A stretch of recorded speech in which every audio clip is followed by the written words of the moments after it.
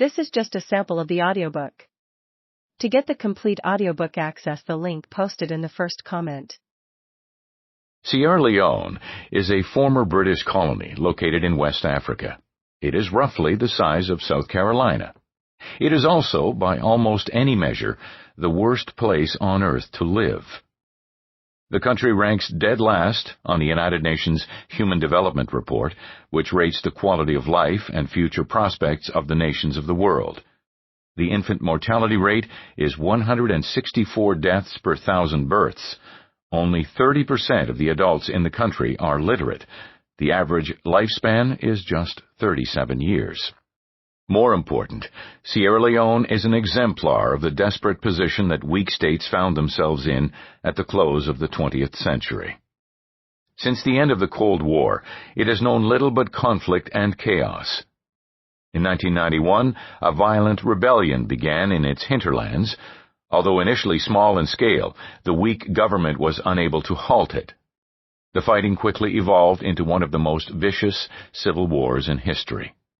The group that started the rebellion, the Revolutionary United Front, RUF, quickly became notorious. It not only openly admitted that it targeted civilians with murder, rape, and torture, but it also highlighted its use of child soldiers to carry out its attacks. The group's particularly heinous calling card was the amputation of captured civilians' arms. By 1995, absolute anarchy reigned in Sierra Leone. Roadside ambushes, nighttime massacres of villages, and machete mutilations had become the norm of life and death. After 4 years of fighting, the situation was critical for the government.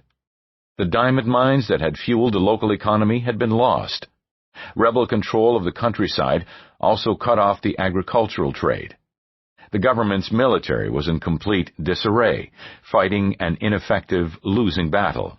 Many of its underpaid soldiers had even joined the rebels or targeted civilians on their own. Locals took to calling them Sobos, a combination of soldier and rebel, as the two pillaging sides were almost indistinguishable.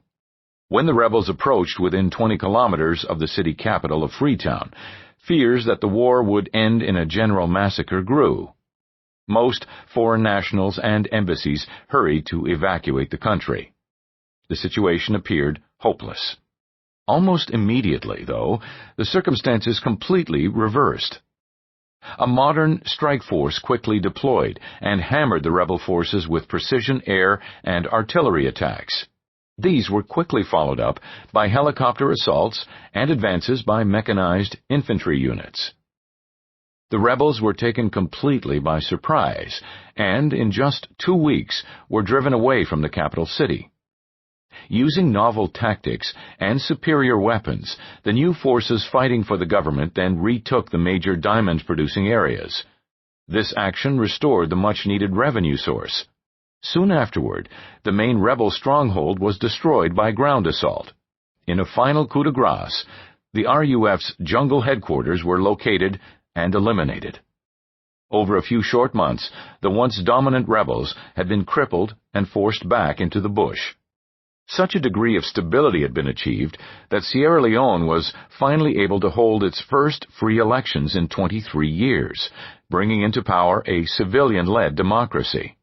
At first, the rebels had no clue as to who had stepped in to save the government of Sierra Leone. The helicopters and armored vehicles that had attacked them revealed no national flags or insignia. Many of the soldiers even had their faces blackened with paint to further mask their identity. Moreover, there were no obvious candidates to aid the government. It had no close allies in the region. None of the great powers were interested in this tiny African state, and the overextended UN was incapable of intervening even if it had wanted to, and it did not. This mystery did not last long, though. It was soon learned that the soldiers and pilots who had turned the tide of battle were not members of any nation's army. Rather, they were employees of a private firm based in South Africa called Executive Outcomes. At roughly the same time, about 4,000 miles away, the war in the former Yugoslavia was also entering its 4th year. The new states of Croatia and Bosnia-Herzegovina were both former republics that had broken away from Yugoslavia in the wake of the Cold War. Their struggles for independence were not to be easy. Serb minorities within each fledgling state fought to rejoin the former Yugoslavia, now dominated by Slobodan Milosevic's nationalist Serb party. Having originated as a conglomeration of local militias, police forces, and paramilitaries, the new militaries of the Croat and Bosnian governments were generally amateurs at best. Short on weaponry, training, and established institutions, they had begun the war by suffering a series of demoralizing defeats. Much of their territory was soon in the hands of their respective Serb minorities, who had been supported by the professional Yugoslav army. The terrors which ensued inside the captured areas, often played out on the world's television screens, were given the dark label of ethnic cleansing. In the face of inaction by the international community, more than 200,000 people died, and 3 million more were left as refugees. This all changed in the spring of 1995. The Croats launched a surprise attack they called Operation Storm.